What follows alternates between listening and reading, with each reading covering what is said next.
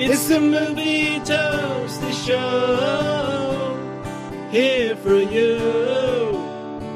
Dennis and Adam joke about orgasms and sweet movie reviews. We talk about TV too, right? I think so. Yeah? Yeah.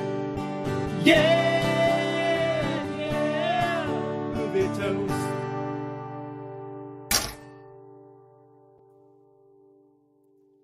Hey, Adam. How's it going, man? It is going fantastic. Welcome, everyone, to episode 191 of Movie Toast News and Reviews. Oh, man. It's exciting, man. How's it going, Dennis?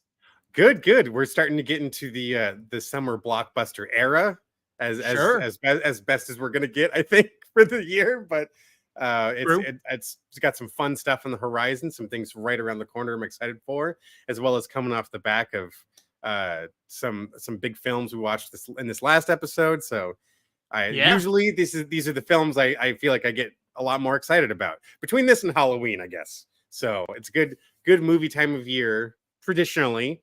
So I'm trying to be excited for those movies. What about Fair you, enough. man? You know, I tend to like the Christmas movies a little bit, so that's my jam, but it doesn't matter. I get it. Halloween, you get horror films. We gotta get more themed films for other times of the year, like Flag Day. Why do we not have a lot of Flag Day themed movies? And by any, we don't really have any. Flags of Iwo Jima, maybe Flags of Our Father. I don't know. I feel like those are the only Flags films I can think. Yeah. Well, thanks for calling me out, sir. Oh man. Well, I know we've got some fun reviews to get to later, but before there's some news, I think, right? Yeah, we're gonna try something new here. Yeah. Get some news out in the beginning of the show, I think. I know it pisses some people off. And by some people, I mean you, Dennis, when we do it at the end of the show after the credits. Oh, yeah. No, let's because we end the show. Yeah, let's have the news, an Easter egg for those who stick around. And reviews. You're 100% right. So let's get into that. Up first, not super interesting, but kind of interesting. Holy shit, that doesn't matter because people aren't. Anywho, where the fuck is my setting here? There we go. Sorry, folks. There were some technical issues in our video portion. Up first, I'm going to tell you about a new film. The world of SpongeBob is expanding once again, Dennis. In 2025, SpongeBob's nemesis, Plankton, is getting his very own Netflix movie in which apparently his plan for world domination is thwarted. But I feel like that's always happening. I wonder if that's ever happened before. Oh, wait. Huh. All the time. I don't know. This post Steven Hillenburg era SpongeBob, I've kind of just like, I've never looked back on it, but I imagine there's still some SpongeBob goodness to be had. But I only see the films when they come to theaters. See, I didn't even see the last one that came to theaters. So it was not good. I hear the Sandy Cheeks movie that's coming out soon leaked a couple of months back, and it was terrible. People were saying. Ooh. But I mean, I imagine it was an unfinished film, so I don't know why people are judging it. Wait till it comes out. But I don't know if you got kids or if you're a big fan of SpongeBob, this could be big news.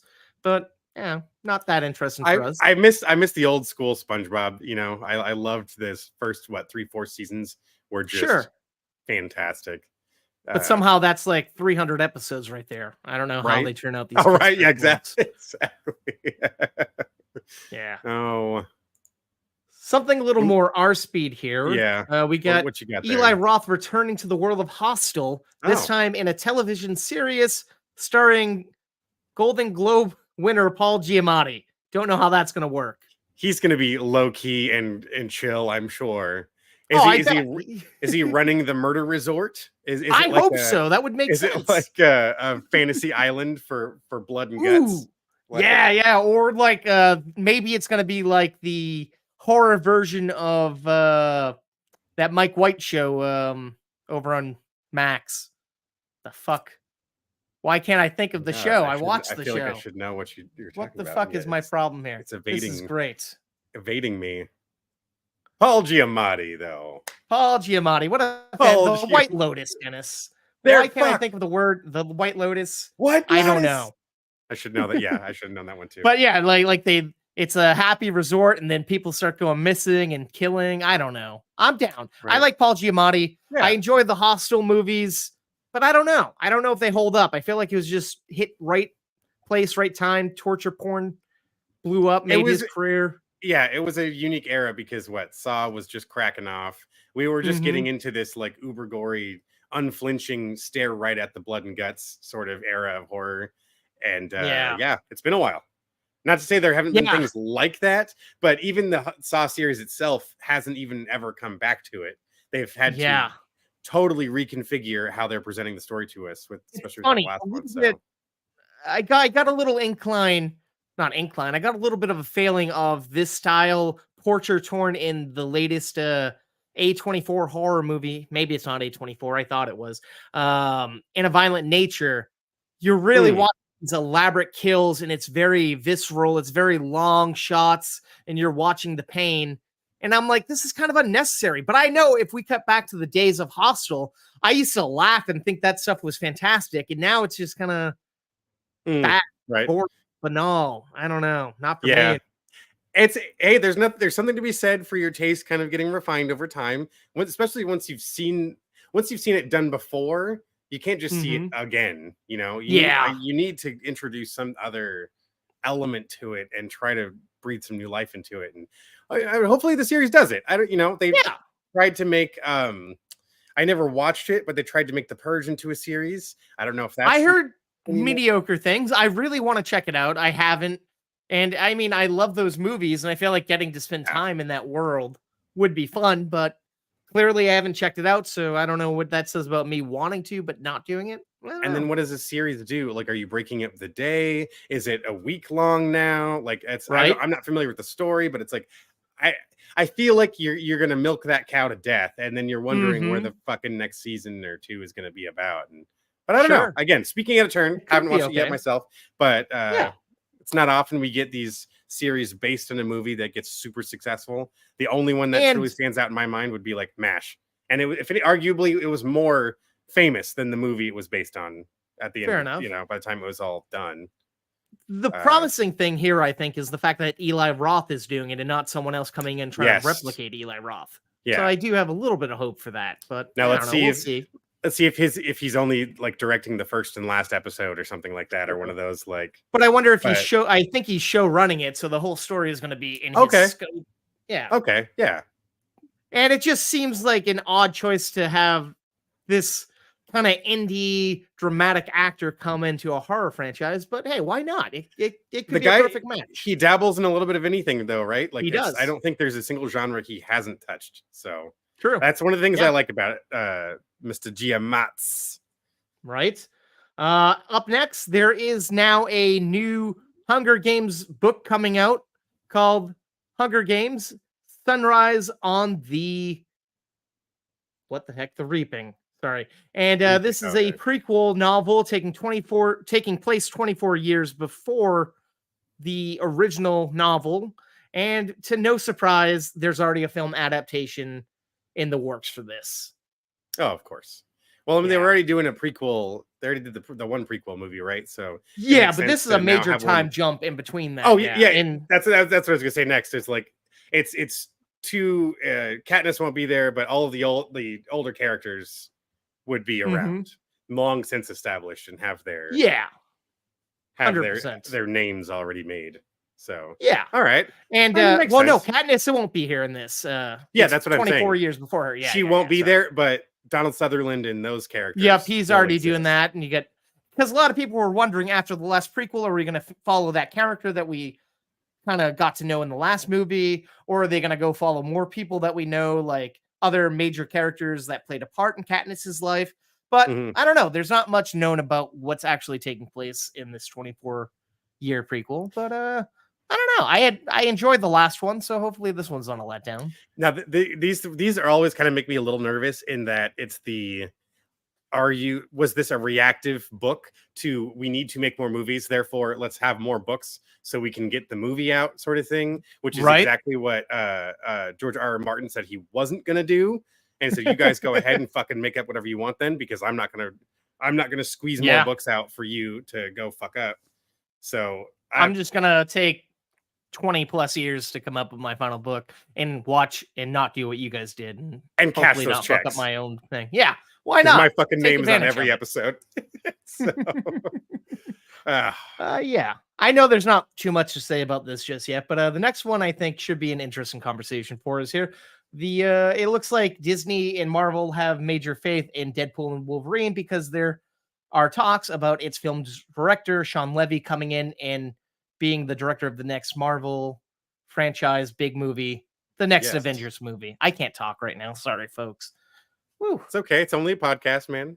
We don't Yeah, have to talk that. But no, I'm kidding. I mean, no, it's interesting because I mean, with the tent poles of this whole universe kind of starting to crumble with the last few like major actor events and things of like between cast members horribly maiming themselves or needing to go to fucking prison for abusing people. You've had to take away like some kind of critical pieces to things they probably already had figured out. I'm curious if they have this much stock in it already, which I mean, the Deadpool movies, it's kind of people are loving them. I've always been a fan of them so far. The first two were great. Bringing huge, like you have all the right pieces.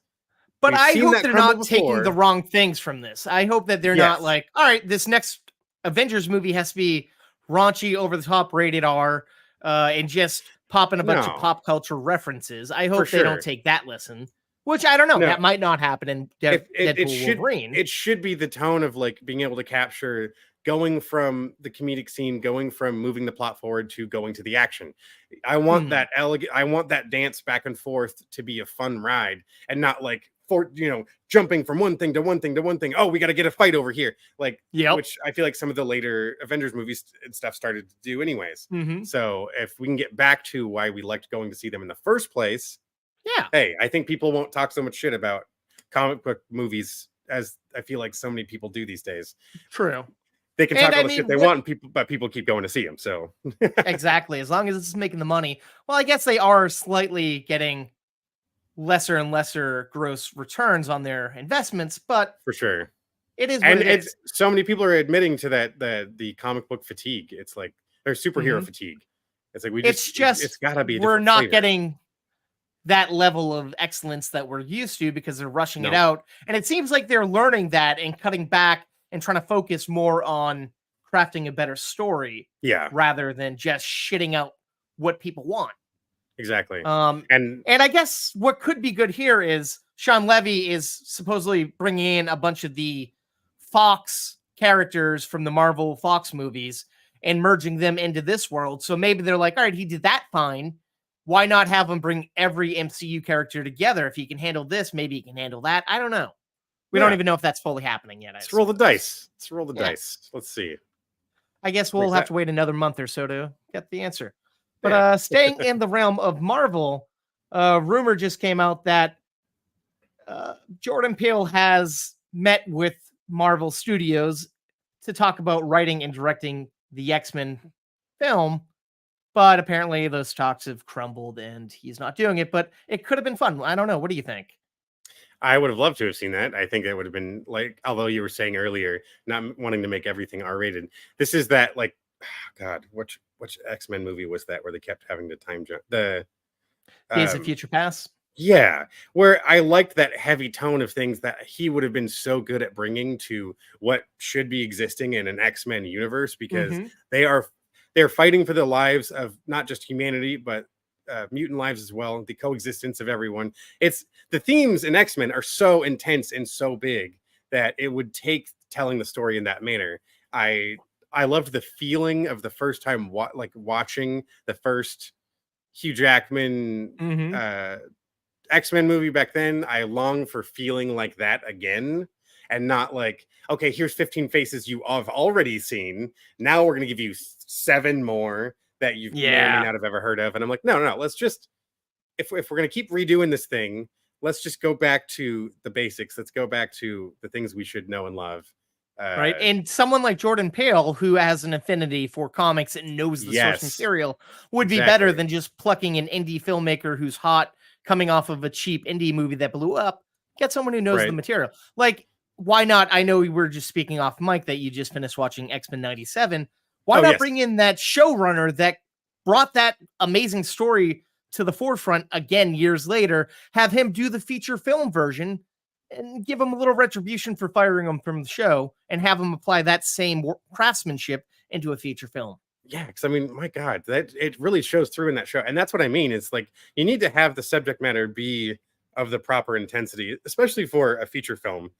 I get you want to have as broad an audience as possible, but don't we have enough of those? Can we just appeal to the people that just want to see some X-Men kick ass and save the fucking day and not have to have like every little bullshitty thing? We don't need the Ewoks, the equivalent. Let's insert cute character here thing. Yes, can like just it's fine. They're cute and all. It's great, but like especially the image you chose here, I don't see enough visceral this. The carnage, the craziness, the action, the intensity, just the vibe of full out mutant verse human brawl action craftsmanship. I don't know. Let's get back to the fucking lightning in the sky, the fucking ocular beams ripping across the screen. I want to see Colossus throwing people through fucking buildings. All of it. Yeah, never been a Psylocke fan, but whatever. No offense, Psylocke fans. Yeah, and let's say they didn't really do her justice with Olivia Munn's version of her. Oh no, but that's the writing. That's not Olivia Munn's. Yeah. fault. Oh God. Yeah. No. And then to close out our portion of news, let's talk about something we also talked about offline. They have announced the third Knives Out movie, Wake Up Dead Man, and fuck, there's a crazy. There's just a couple people in this movie. Yeah, just a few. Let's see. Josh Brolin, Mila Kunis, Jeremy Renner, Kerry Washington, Andrew Scott, Kaylee Spinney, Josh O'Connor, and so many more people have already signed on. Daniel Craig. Not even in production. Of course, Daniel Craig, yeah. It's like they just keep whipping out people left and right. And it's like, all right, that's cool. But hopefully the story is good. Yeah. And I assume if you're bringing in people like Glenn Close, the story hopefully is worth it. Yeah. I mean, but see, this is what First one was a fun movie. I like these kind of very like visually appealing sort of murder mystery, like very stylized sort of stuff. Daniel Craig does a great job with his crazy Southern accent, and I like this character that he plays. The other characters in Knives Out were very interesting and just all over the place.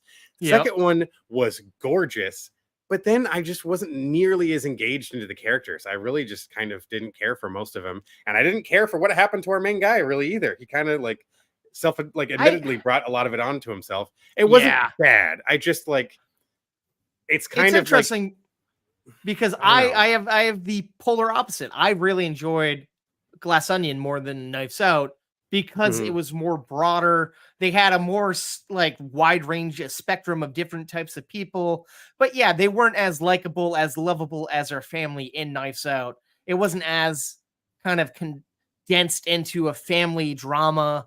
It was more of like hot people coming together, people with money, rich and powerful. It's like, we don't need that, I guess. I don't know what it is about going from the mansion is one thing, and it's kind of like a classic staging for this type of story, to then go to this entire island that's quite sprawling.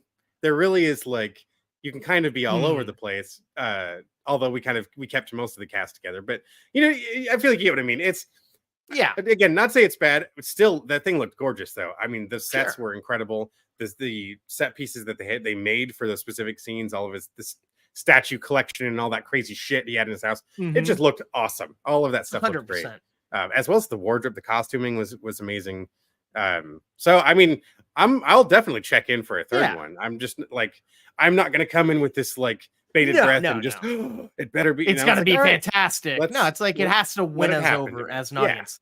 And speaking of winning over as an audience, I don't have anything planned for this, but I forgot on the last episode to mention that your favorite movie, your all-time favorite Amazon Prime original movie, has received a sequel. That's right, Dennis. We're getting a sequel to Roadhouse. Are you ready for it? Oh, yes.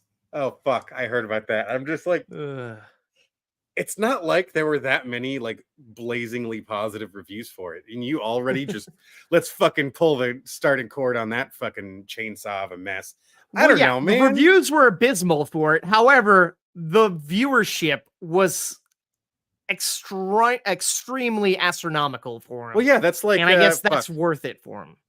There's another movie on the tip of my tongue where it's like, well, yeah, you're gonna get everyone to come check out fucking like the last Jurassic World, the first in those series. You're gonna get everyone to show. It's like, oh fuck, another Jurassic Park movie, and then you see it and you're like, oh shit, this is what you're doing. Which, just like our last topic that we were talking about, we could talk about the people that might be coming over into the new Jurassic World movie, and it's like, but we've been there, we've done that. It didn't work, but yet we're digging that ditch a little deeper now. And it's like, I don't know. You got the original writer of Jurassic Park coming back, so that's slightly promising, but I don't know. It's going to have to really win me over. We're going to be missing the story. Michael Crichton will have nothing to do with that story. It's not 100%. From any of his books or anything. So that's where we kind of lost. I think that flame that even the first three had. The first two at least were all grounded in at least the worlds of the books that he had written. After that, it's a steady downhill. Oh, but I don't know. That's the one. I think I'm much more likely to go see Twisters in theaters than I'm going to see the next Jurassic Park movie. True. And I really am not excited to see Twisters. So I'm not either. But I know I'm going to have to. 100%. I'm seeing it for the show. I wasn't a giant fan of Twister, but I get it. Well, it was a popular movie. People loved it. I really enjoyed it as a kid. It's one of those. I don't know why I like disaster movies when I was a kid, because it just scared the shit out of me. It's that if there's a monster or an animal, there's a thing you can get away from. When it's like a storm or a disaster like that, they're putting themselves into danger. You're surrounded and you're engulfed in it. I don't know. That always scared me. I kind of, for some reason, I kind of come back to it every once in a while. But it's funny. I was listening to a podcast with Paul Scheer. Apparently, Paul Scheer has a cameo in it, just because he happened to be on a flight with the director, and he's like, "Oh, you're in town? Want to come be in Twisters?" And he's like, "I guess." So it's like, wow, okay, interesting. Awesome. I'd love to see Paul Scheer in a Twister movie. Why not? It's funny. One of Val's clients, nowhere near as big a brag, but one of Val's clients actually is sitting in the grandstands in that rodeo scene that's in the trailer. I don't know if you'd seen that yet. They're one of the people in there had signed up for it. Didn't tell them it was gonna be like a night shoot, of course. So they're there now all night with like a little kid and their mom. And it's just like, oh, that sounds fucking miserable. That's messy. Turn on the fucking wind machines. But hey, good story. We'll let you know, Toasties, what we think of the Twisters. But now we want to know what our audience likes in a little segment that we like to call polls.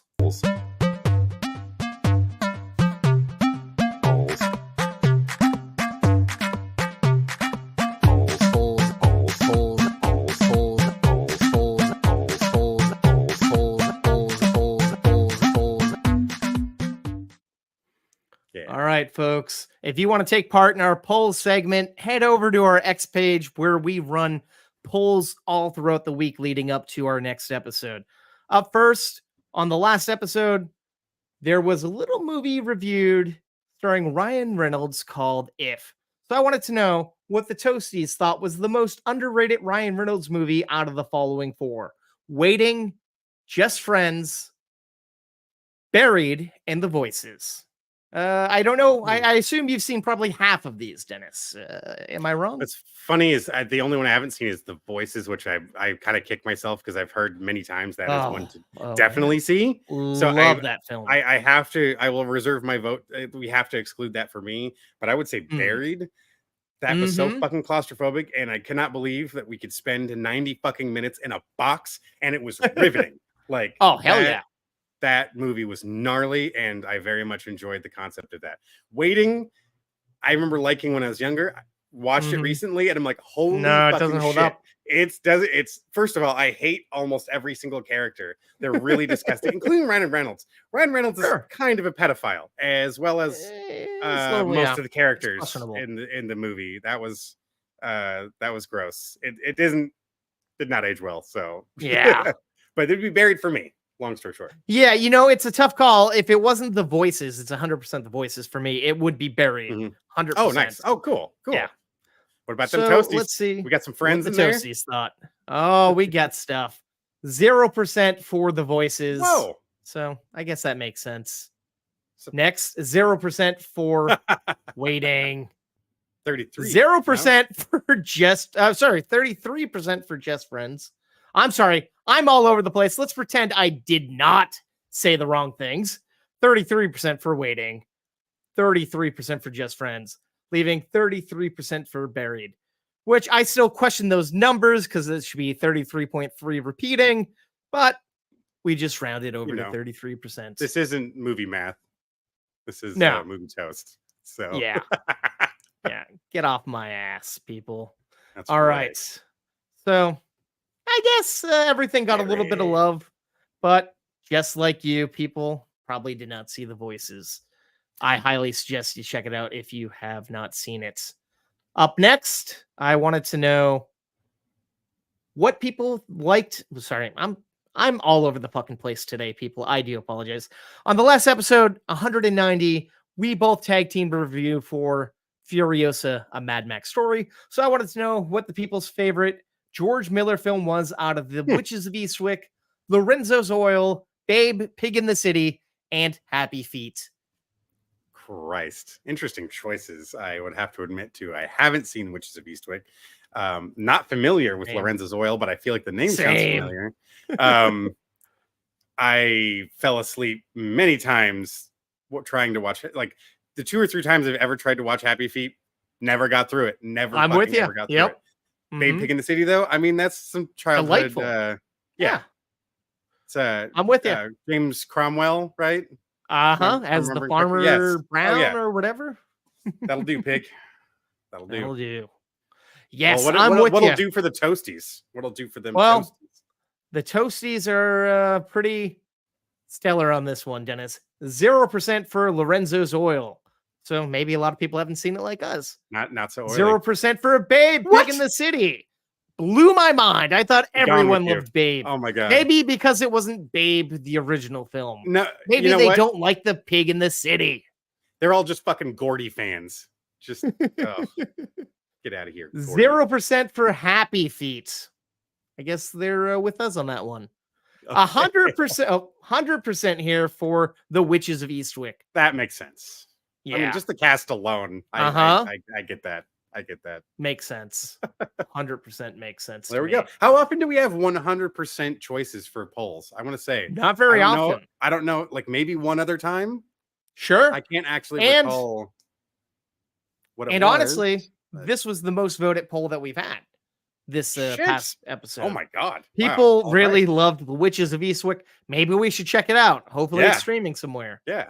Maybe we should add that. I'm just happy it wasn't Lorenzo's Oil because that just sounds pretty boring to me. Is it probably olive oil? Tearjerker? Yeah, I don't know. Oh man. Lorenzo and those olive trees. I suppose we should probably get into the reason why people are watching or listening to our show, Dennis. A little segment that we like to call reviews. Lights, camera, action, it's review time. Dennis and Adam, we gon' blow your mind. We're stepping up to the plate, ready to swing. Analyzing movies like a scientist would brain. All right, Dennis. Up first, you are going to bring us into the realm of robberies with the new Netflix movie. I'll let you set us up. That's right, sir. This is a new true crime doc available on Netflix right now. How to Rob a Bank. Oh. So this is telling the story of a serial bank robber from the Pacific Northwest during the 90s that was dubbed Hollywood by the FBI, and that this guy routinely would do a lot of like prosthetic makeup to just alter things about his face. Just enough so you didn't really have a strong dimension of like what he looked like. So this guy, it was a very unique presentation. I will say right out the gate, I love that. Of course, we got to jump right out front with him in the middle of one of his robberies, and it's like one of his later ones. This guy almost always did them solo after a certain point. Huh. He walks into a bank in Seattle. He literally walks past his own wanted poster in the lobby of the bank as he holds this thing up. and this guy has been getting into he's been getting into the safes or getting into the vaults, stealing huge chunks of cash before he stopped robbing banks. And then we backpedal and we go to the origin of the man himself, because at this point the FBI really have no idea who the fuck this guy is. And then we start to learn about the man behind the mask, and I liked the way they turned it, and it's more just like the biography upbringing about the guy and his friends and like the life he was living.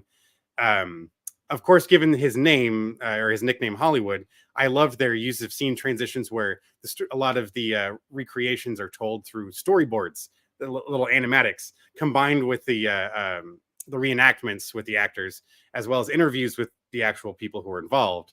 And man, this was a gnarly story. This guy was immediately being influenced by movies like Point Break and Heat, and he was just like genius level. While in college, he had figured out he was just needed to constantly push the boundaries of just a thrill. Like he was constantly just chasing the edge. Again, much like Point Break, but this is just how the guy lived his life. While he was in college, he figured out a way to break into the chemistry lab on the campus after hours, and he was just cooking meth to sell on the side. He was his own little fucking Walter White before the professors caught him one night in the middle of a cook, and he was banned from ever stepping foot back on the campus. He had his buddies help him build a 3-story treehouse 75 feet off the ground in the middle of the woods just outside of Seattle where he lived. And it was like running water, electricity, full house of furniture, fireplace, everything you could possibly need in a house he built into this treehouse and just lived out in the wilderness. This there's a lot by the way, be ready for some fucking unfiltered dong in this, and that the guy just liked walking around naked in his treehouse home, and would just do yoga and exercise off. Oh my god! Crazy things. Do you think he was the influence for naked karate in Die Hard 2? I wish. You know what's? I mean, truly, he's kind of like. What's funny is there was a shot of him like he's like sitting on a folding chair, like a lawn chair, but he's like holding his body up, and dude's fucking jacked. I mean, he's just all muscle. He's just one of those devoted minds of just like his body's at its peak, his mind's at its peak. Everything he does is to an extreme, but he's just got to chase this fucking edge, and he starts robbing banks. He convinces a couple of his buddies to do this. It's a fascinating story. We get to meet his family. Like I said, his family, his friends. We talked to the FBI agents and the Seattle Police Department that were hunting him down. It was an intense story. I was on the edge of my seat, like nearly from beginning to end, to the climax at the end where there's this gnarly, almost Heat-like shootout between him and his buddies who are in this van with the police hot in their tail. It was intense. I really enjoyed watching this. I like the true crime docs, and this one is refreshing that isn't just like straight murder or something like a lot of them end up being. How to Rob a Bank, I'm giving it 3.5 slices. It's on Netflix right now. If you're at all interested in the genre, I would say check it out. Even if you just like the heist stories, this would be a great one to watch. It is very interesting visually and story-wise, and it was a good time for me, for sure. Nice. Not bad. Yeah. I thoroughly enjoyed it. What about you, man? What you got up next? Right. Little action for us. I have a little anime to talk about. Yeah. I said anime weird. I have a movie called Haikyu, The Dumpster Battle. Now, let me start this review off by saying I have never read the manga, never heard of the anime. Okay. I said, you know what? I'm going to go in blind. I'm going to check this out. So it's about two rivaling high school volleyball teams that are going head to head for the very first time, let alone in a major championship. Okay. And to make it even more intense, the two teams' MVP stars are very close friends. And by God, this movie was insane. It's one match and it's intense. All right. This movie is great at catching you up to speed with everything that happened in the anime series. Okay. They a little bit of expedition dumps that were kind of clever. They give you flashbacks. So you don't even need to read or watch anything to get into this. Yeah, the characters are fully fleshed out. They have these amazing camera angles And there's this one stunning scene where you're actually in the POV of someone who's just in the zone, kicking ass, playing volleyball. And it is like 5 minutes of just pure, intense action. And Awesome. I've never seen anything like this before. Okay, that's cool. Score is really like intense. There's fantastic Foley work. It's upbeat. It's good, clean fun. Everyone can enjoy this. And the best part of this movie is both teams are so freaking likable that you'll be rooting for both of them. And whoever wins, you won't be let down. I will say the downside of this movie, it has weird fade to blacks after scenes. And it's like, this is out of place. Sure, if this was a series, I would understand. Right. Or like a TV movie or something. Yeah. But this is a wide release theatrical film, and that's not really necessary. I hate and those. There's this, it's terrible because it takes you out a little bit. Right. And there's these weird internal monologue thoughts that are happening. And it's like, all right, I get it. That happens a lot in anime. But what makes it even more odd is like we cut to another character and they're responding to what the other person's saying. So it's like this weird telekinetic conversation that's taking place. Even though that's not the intention. Yeah. It's not the intention at all. I don't understand why. Now, I'll say I did see the American dub version, so I don't know maybe if it was changed or something happened and they had to cut to these weird shots. I don't know. It just didn't add up for me. But like I said, Haikyu, the dumpster battle, is a really fun time at the movies. I'm going to give this 2.5 slices of toast. It's fun. I don't know if it's in theaters anymore. It might have been a limited run, but I believe this is a Crunchyroll film, so it should be on the Crunchyroll streaming service rather soon, I believe. Can I ask where the dumpster is? I have no fucking clue. Maybe because these are underdogs, maybe. I don't know. Maybe that might be the reason that you need to go and watch the anime. That might make sense to you. Okay. Yeah, in a dumpster. And it's weird because on different things, it's called like I don't know if that's just one translation of it. Because there's like it's called like garbage war or something when you look it up other places, and the way they spell haiku is different. There's like the ending is YUU in some cases, and in this case it's YU exclamation exclamation. I don't understand it, but something was lost in transition, I think. So maybe over here it's Haiku, the Garbage Pail Kids. I don't know. We'll have to. I would be intrigued by that. I would 100% crossover, bringing them back into the forefront of society. Yes. But I think you got something a little more gripping. I do. I got in a different manner. Oh, it'll just clamp down onto you with its big old teeth. The Flood. This is a Casper Van Dien starred action film telling the story of a group of convicts are getting moved through Louisiana, and this is all going down during a horrible like monsoon level storm. And when they've determined we can't progress any further, we need to hunker down at the sheriff's station. They realize they're coming under attack by this group of mercenaries trying to break Casper Van Dien out of jail, like trying to intercept him before he gets to the place he's going. And meanwhile, an alligator swims into the police station as the floodwaters rise. So it's a 3-way battle, 4-way battle almost between all the different things. It's over the top and wacky. You know, I like a flooding alligator movie, that the Barry Pepper one we watched a couple years ago. That was great. That one was phenomenal. Yeah. Yes. This one, I was like, all right, I'm not going to hold my breath for much. And I'm glad I didn't.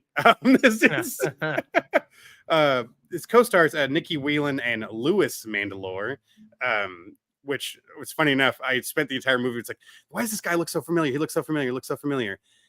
He has siblings that act. The thing I finally realized I remembered him from is there's an episode of Friends where Joey needs a twin to do a twin study. He wants to volunteer for a twin study. So he finds this other actor who is auditioning for another role, the same as him. And it's Louis Mandylor. And I just thought it was hilarious that was the thing I remembered him from, was a 25-year-old episode of Friends. But hey, as long as you recognize him, that's all that he cares. I have to say, as cheesy as it was immediately just obvious right out the gate, I was decently surprised with the level of action throughout this film. The attempts at comedy, at clever dialogue, often were a miss. I mean, the acting was like laughable at points, but I gotta admit, I still had fun watching it. This is definitely one you could have like watching a group of friends, maybe throw a few drinks back or smoke them if you got them, if you're into that thing. It's silly, it's wacky, it's super over the top. You see this Cajun dude gets to fucking ride an alligator in one scene and talk some fucking Cajun smack talk to him. And I've been around these gators since I was knee high to a crawdad. Like just shit like that, left and right. Boy. It is so, and it like I would burst out laughing so often. I get it's not the point of most of the movie, but I still actually enjoyed a lot of stuff. Now it is still it still gets pretty rough at times. CG, of course, isn't going to be up to par. It's kind of like what you expect, what you remember from the Sci-Fi Channel original movies back in the day. This is very, very on par with that. But again, they tried very hard with this movie. I was impressed. For as much of the movie as this cast has to spend in standing water, there's full sets where they went from their ankles to their knees to fucking shoulder deep in water. And you can tell in a lot of the cases it's the same set because they haven't bothered to change anything, and they're really shitty printed like inkjet printer signs that they used for like the police station. Like the ink would start running, and I'm like, wow, all right, at least they stuck to their guns of like if the water's supposed to be leaking in through the ceiling and all this shit. I got to give them some props. They worked with what they had. It's still a terrible movie, but I was decently surprised.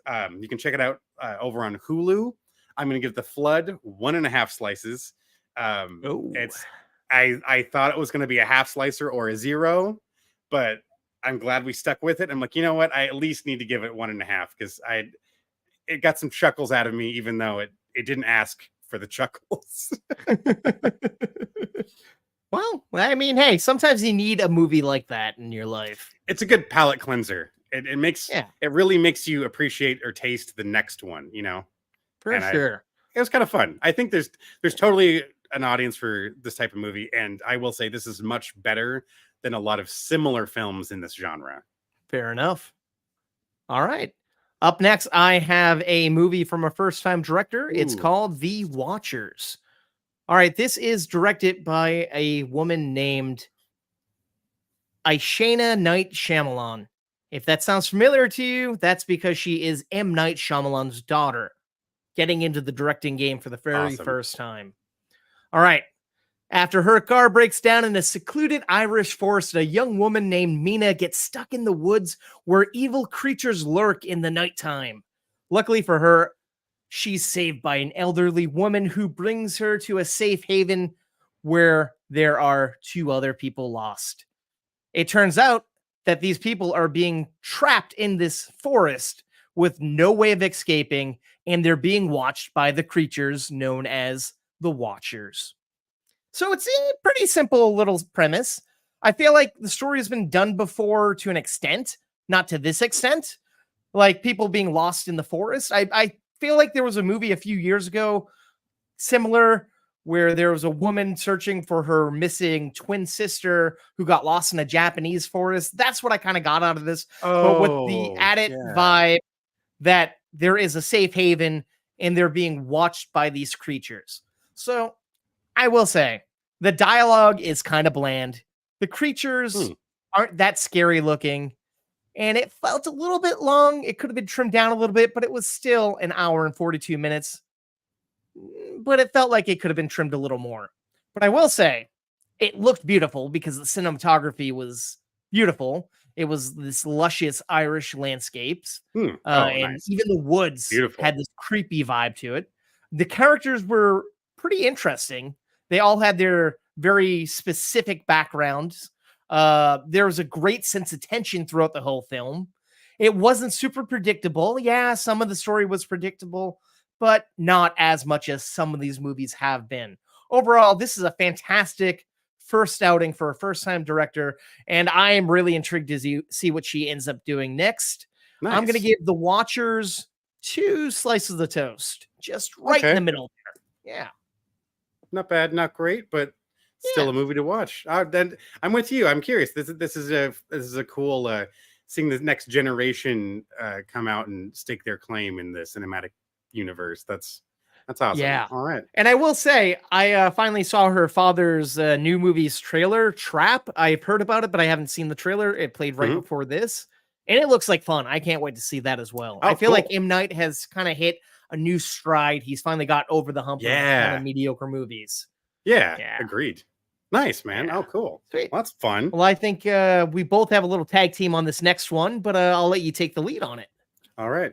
Up next is a Netflix original film that is been pretty highly praised, starring Glenn Powell, called Hitman.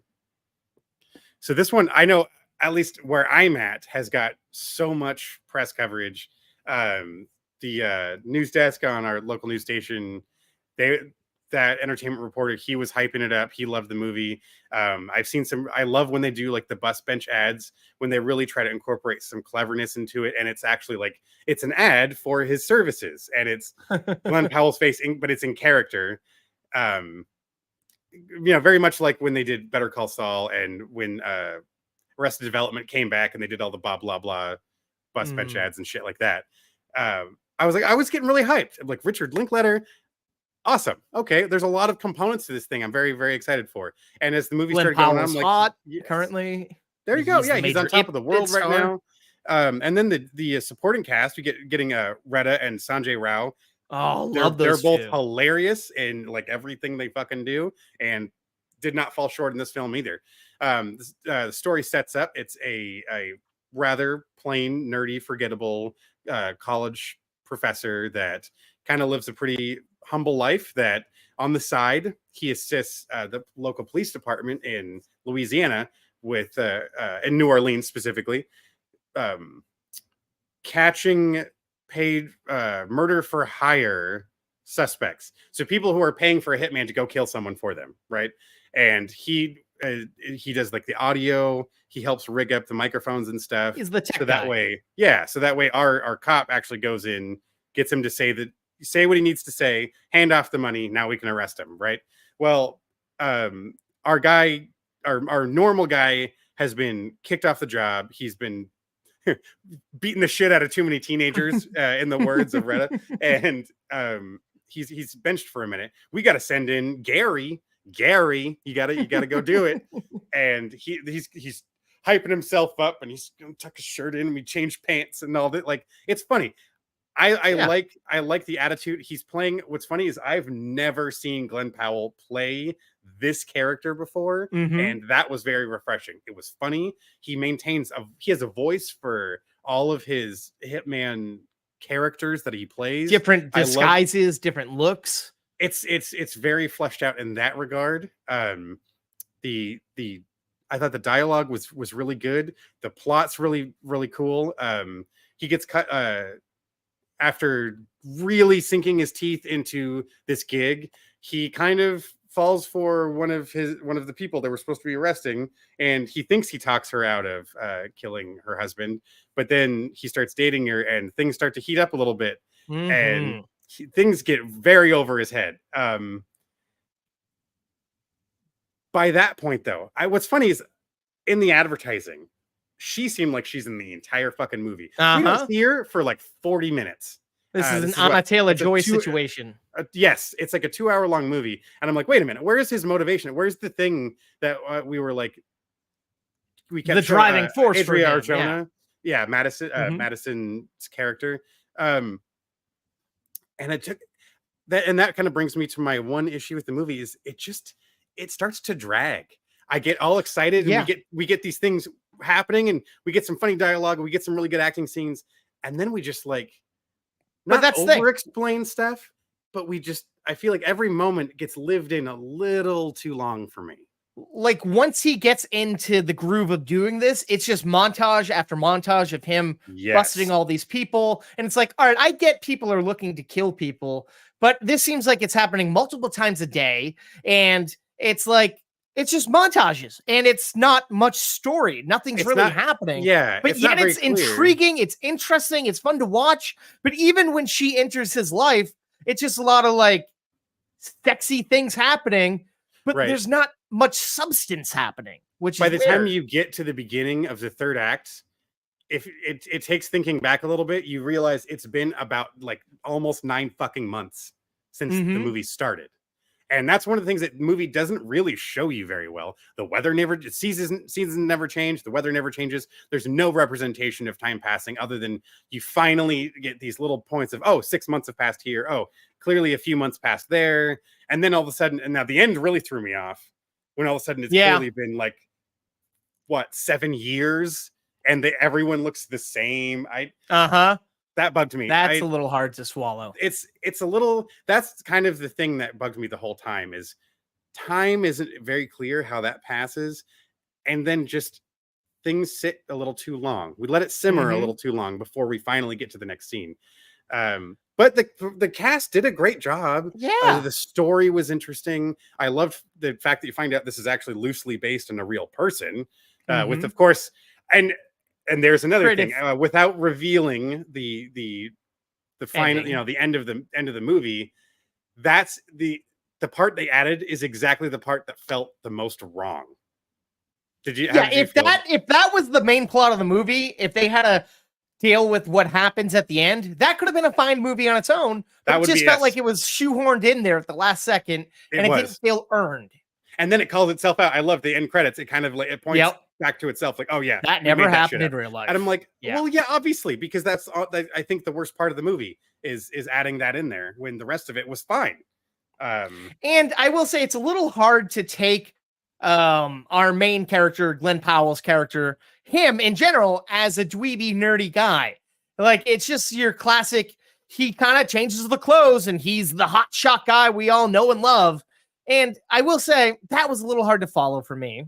But I appreciate the fact that he did write this movie with Linklater, so there was some passion there. This is the type of movie that someone on his trajectory wouldn't normally be doing, and he's turned down movies like the next Jurassic World movie because he realized essentially it wasn't the right fit for him, and it just wasn't a good story. And don't I kind of cast yourself, like, don't lock yourself down into something like that. He's doing all these different things. What, he gets like 7 or 8 different characters, like things he gets to play by the time and they're fun and cool in this. Yeah, then they're all different. Like, it's like, okay, you get to actor flex. I can appreciate that you had this opportunity to really just like show all of these different faces. And yeah, I mean, it was still fun overall. But like I said, it does drag. There's points where I'm like, you know what? I'm gonna go grab a drink from the fridge. It was, I'm not pause didn't the keep movie, my interest as like much. I can hear the dialogue. It's fine. Every conversation seems to go like a line or two too long. But then once we get to the next one, I'm back in it. You know, it warms back up again. Sure. I can see why this one didn't need to live in the theater. There was nothing about this movie that demanded I see it on a big screen. You can't, like, you could have. I don't think you can. I will say I was trying to. It only played for a couple of weeks in May, but I didn't want to waste the money, to be honest with you, because it wasn't at an AMC. Now, it's interesting that you're saying this movie got great reviews that you saw, because when it was playing in theaters in May, I felt like I heard reviews and people were kind of tearing it apart a little bit, but it has gone on to become a big hit for Netflix, and it's only been out for a couple of days at this point. Right. It's been like, and it's sat on number 1 since it posted, which I was surprised. Usually it starts to slide, but not once. And it's fun. It's interesting. This is a fun time to watch, but will I go back and rewatch it? Probably not. It doesn't have the rewatchability factor to me. Yeah. It's one of those, like, it was a cool flavor to try once. I dug it. I want to see more risks like this be taken, though. Please make more things that go out there like this. I feel like more stars should follow him in this. Yeah. Don't make a sequel. Give him a chance. Him and Linklater can team up again for a different story, maybe a little more fleshed out. But it's definitely promising for like a first time writing a feature. And I don't know. I'm going to give Hitman 2 slices of toast, I think. How about you? Oh, wow. See, that's funny. It's like as we were talking about it, I was thinking to myself, like, I really need to adjust my number a little bit. But it's if there was something between 2.5 and 3 slices, that's honestly where I feel. But I'll say 3. That's actually what I originally wrote down. I really dug the movie, with the exception of like there would always be this moment where I'm like, oh, okay, come on. Let's I get it. Let's go. But I think his charisma had a chance to shine. I mean, everyone just pushed your interest. Like the characters were fun enough to keep you intrigued, yet at bay. I don't know if that the other something about it kept cop, played by Austin Emilio. He did a great job. I love that guy. He was a creep. He was a scumbag, but he was good, but he was bad. Yeah. And just everyone on camera, everyone did their job as like to a T, and I couldn't ask for more. I just think that whether it's the edit or the script itself, it just needed to be skinnied up a little bit, and then I think the movie, then it would be a 3.5 for me. But I think a solid viewing if you're remotely interested in like a lighthearted crime sort of thing. Even though it's not a family flick. There is a couple of pretty intense on camera sex scenes. Sorry, ladies, you're not going to see that much Glenn Powell. Yeah, first time going in, he's going down on her. I'm like, this is going at levels we don't get very often. I like it. Yeah, all the power to him. Let's do this. All right, I'm going to close this out with a continuation of a review you gave us on our last movie review podcast episode for Bad Boys. I'm following up with the latest film in the franchise, Bad Boys Ride or Die. All right, after discovering... and there's a good rendition of this performed by Reba McEntire. Oh, there we go. They're on the case right now. Hopefully I don't say anything too bad about them. Sorry. Didn't mean to get you. The plot's pretty good. After discovering their late Captain Howard had been framed for crime and corruption, and he was supposedly working with the cartel, Mike Lowry and Marcus Burnett set out to clear their captain's name. Because he can't do it himself, they take it upon them to do it. But while they're doing this, they end up getting set up themselves. And now they are fugitives on the run being hunted down by Johnny Law. And to make matters even worse, the only person who can clearly identify the man behind the scenes framing them and their former captain happens to be locked up behind bars and the villain from the last movie. That's right, everybody. Mike's son, Armando. And Armando's on the run with these guys. And to make matters even worse, the federal agent who's hunting down the trio is none other than Captain Howard's daughter herself. And she has a bone to pick with Armando because he killed her father. Oh, boy. A lot is at stake here. Oh, Steak. Okay. Yeah. All right. I have questions, but I'm sure. And after I give this review, please ask a million questions I'm willing to answer to my best of my ability. And before all this even kicks off, Mike is tying the knot with his physical therapist from the last movie. Our eternal bachelor is now becoming a family man. And locked him down. He is having panic attacks throughout this entire film because he's afraid something's going to happen to him. His wife's going to be a widow or something bad will happen to her because everyone he ends up loving dies because of his job. And on his wedding day, Marcus has a heart attack and almost dies, and he's in the hospital for a while, and it's not good for him. And all right, so the comedy is on par with the last 3 movies. The relationship with Mike and Marcus is stellar. It's never been stronger than in this. The action is very kinetic. The cinematography is sleek and sexy. The set design you're getting those vibrant fucking LED colors that you're getting, the crazy fun stuff that we set up in the last movie. The story's really fun, and there are great callbacks and even clips from the previous film. But this movie has great dramatic moments that are kind of like emotional, but then they're underplayed because they then have a joke to just wash all the emotions away, following it up multiple times. And they've recasted Marcus's wife in this, and it's a little weird because she doesn't look like Marcus's wife. But I guess it is because of a health issue, I think. So I get that. I believe she retired from acting, like the original actress. Like she's just the only reason why she was in the third. Like she came out of retirement just for the third one, and then was like, okay, now I'm done. That makes sense. Done. So, and it's funny because she wasn't at the wedding. She wasn't in the opening scene. I'm like, oh, are they just not showing his wife? And then she comes in and I'm like, she looks so different to me. But I will say, his son-in-law plays a very important part in this, and he kind of shines. He has a moment of glory that I love. I will say the bad guy seems like your stock bad guy, your typical bad guy. It's not very interesting. They introduced Captain Howard's daughter, and she's played fantastic, but by a fantastic actor, Rhea Shorehorn. I'm pronouncing her name wrong, but the main love interest in Better Call Saul. I love her, and in Whitney, she's amazing. But her character's she's underutilized. Her character's one-dimensional and just not interesting at all. And I hate that because she's a great actress. Yeah. And then they introduce his granddaughter, and she's just kind of bland. And the movie enters this unrealistic world and starts to become like a Fast and Furious movie, but it's so fun you can forgive it. And the ending is slightly predictable.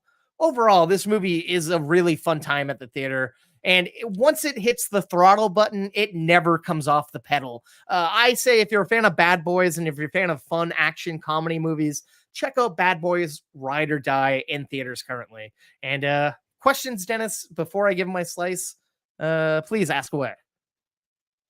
Oh my God. I don't know. The fact that his son was supposed to be in prison, I don't really get how he was been able to assassinate someone. And so this is what happens. So they go to him because he's a cartel member. They're like, hey, was Howard working with you? And he's like, no, but I know who set him up, but I'm not saying anything. And people are now trying to come and kill him because they know that he knows who the person is. So they convince Howard's daughter, because she's in the higher up government agencies, I think the FBI, I believe. They convince, I guess, the new captain's fiance or boyfriend, played by Captain Mr. Fantastic from the original Fantastic Four or whatever his name is. They convince him to pull out Armando out of prison to bring him to another prison so they can help work the case together. They agree on that. And when they're in flight, transferring him, of course, our bad guys hijack that plane, set them up, and then they're on the run. I guess I left that part out. Sorry. Oh, yeah. No, I guess it's the whole...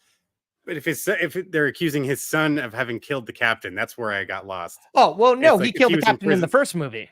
And in the last movie, he was the sniper that killed him. Oh my God! I just watched this 3 weeks ago, Dennis. I know, and it was so because it just I wanted to. And I will say, the way they bring Joe Pantoliano back as the captain, there's a couple of scenes.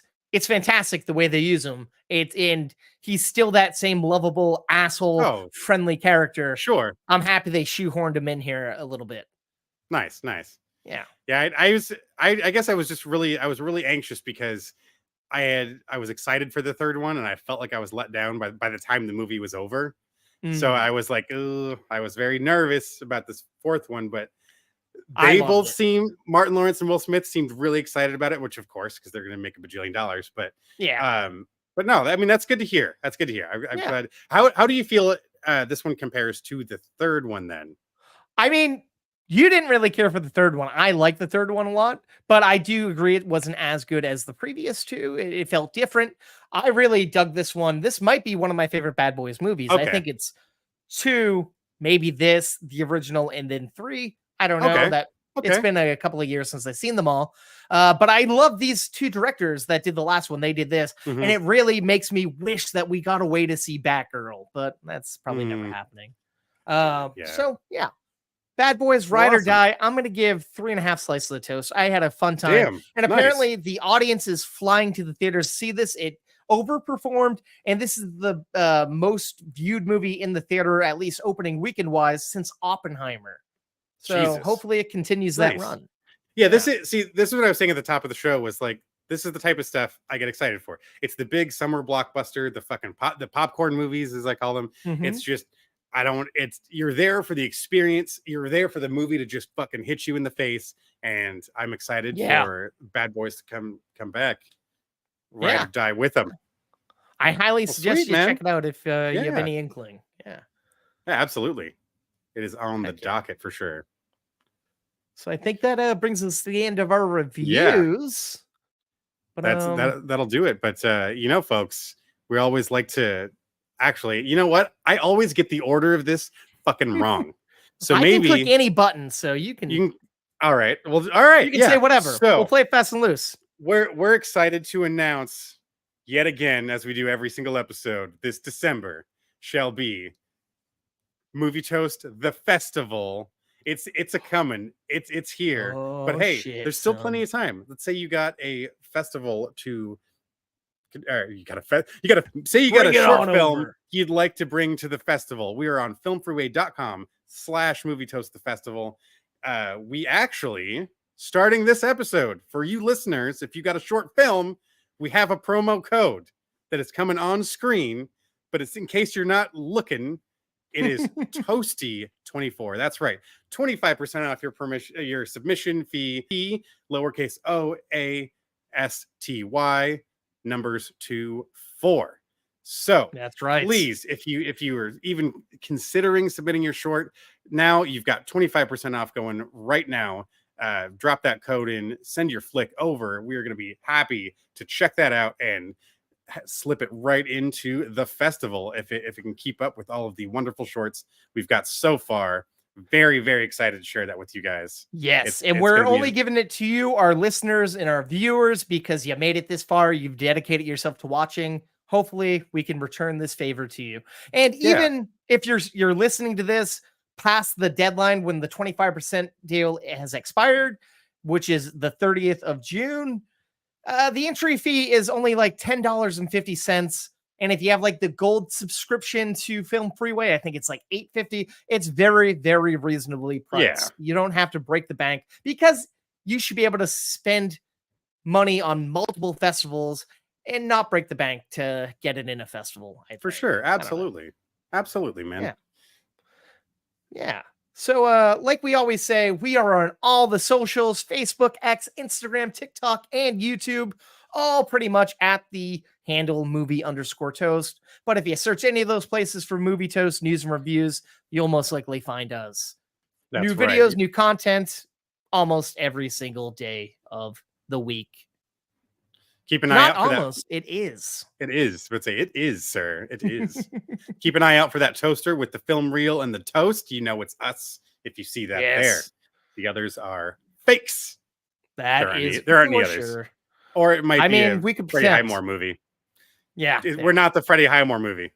Although we should definitely review that. I think 200 it should be a themed toast themed toast theme review segment. It just turns into an ASMR. We're just eating toast right next to our mics the whole toasting with glasses of wine. Is rye. And this one is a sourdough. Oh, it's too wacky. If you like the show, if you don't like the show, we want to hear from you. We want to know what you like and dislike, folks. Please leave a review over on Apple Podcast or wherever you are listening or watching this mediocre, fine, fantastic, whatever you feel like show. Yes, give some feedback so we can try to incorporate it in the show and make it the best toast we possibly can for you. We keep an eye on all that stuff because we really want to try to keep honing this into the thing you want to keep coming back to again and again. But I don't know, Adam. Maybe you don't want to do any of that shit. You just want to keep toasting. Only one thing we can do, and ask you to please stay toasty. I'm the Dennis, they're the kings of the real. Reviewing new movies, they keep it real. Coast to coast, from LA to the east. On the podcast show, they feast on the beast. Adam's bringing knowledge like he's Professor X. Dennis with cuts deeper than Wolverine's claws. I guess Marvel, DC, they know them all by heart. Breaking down the plot, tearing every scene apart. They got the juice like Tarantino's Pulp Fiction. Breaking down movies with a sharp precision. Adam coming in hot like a John Wick hit. Dennis bringing the heat like the climax of a Tarzan flick.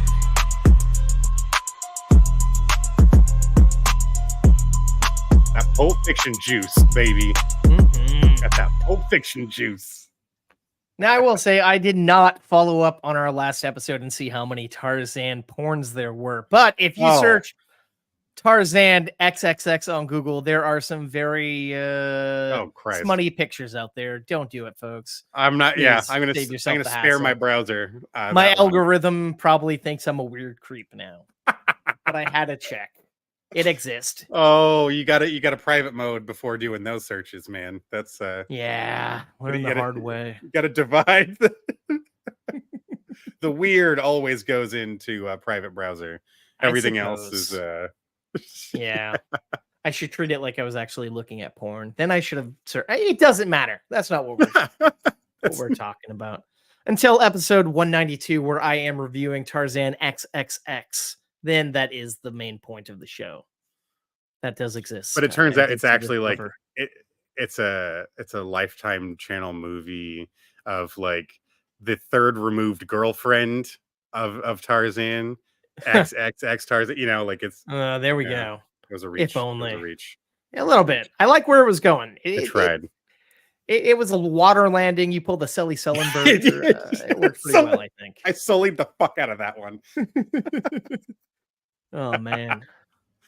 Oh. Well, I guess I should end this stream because I don't have any news to bring up right now because we already shot that load earlier. We do the news. We got a news is in the show now. What do you know? Yeah. I love it. Maybe it's not.